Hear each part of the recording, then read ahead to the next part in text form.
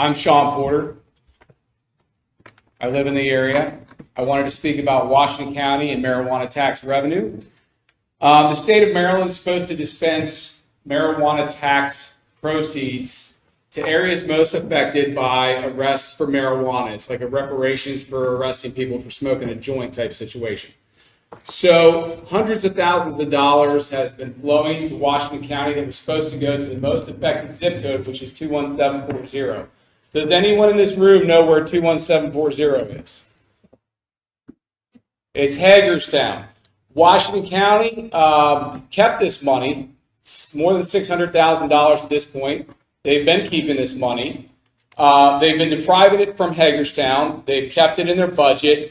They've said that they were going to turn it over. They haven't done it. Basically, Michelle Gordon's the county administrator. She is nothing more than a snake. I believe she used to work for the city of Hagerstown, and she has a grudge. She left the city of Hagerstown under allegations of theft. I don't know if it was theft from the city. I don't know if it was theft from another employee. I don't really care. She then went to Jefferson County, West Virginia, where, guess what? She faced allegations of theft of public funds, misuse of public funds. She actually sued a citizen for commenting on Facebook about how she was some sort of a thief. I don't know all the details, but she got booted out of there and she came over to Washington County, where apparently she runs $400 million a year worth of a budget. That's what Washington County's budget is, like $435 million.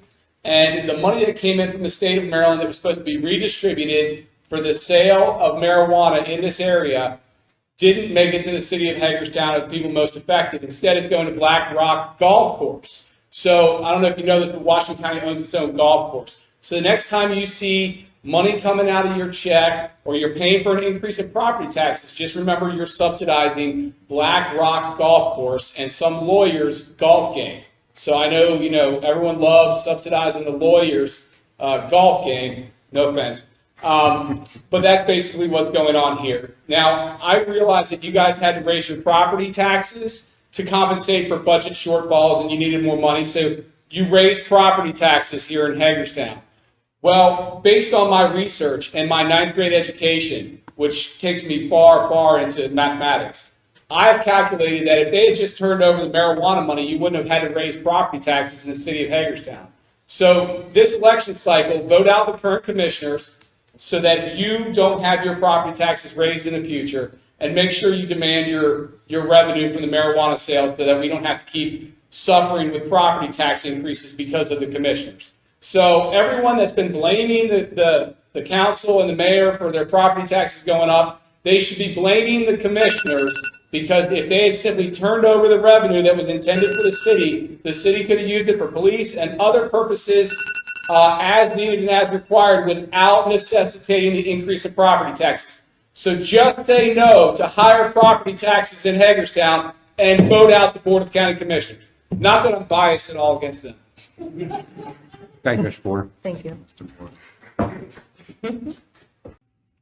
Mr. Porter, I commend you for your transparency and your continued advocacy for the city of Hagerstown, because nobody does it like you. That's all in a positive way. Mr. Porter spoke to that a bit this evening. The second point to that part, no one's asking what's happening with the county's receipt of the opioid restitution money or the weed tax that they're getting that's being spent outside of the city on these things that folks keep telling us are a city issue to address. So at some point, folks got to broaden the folks that they're speaking to and reach beyond the limits of this room.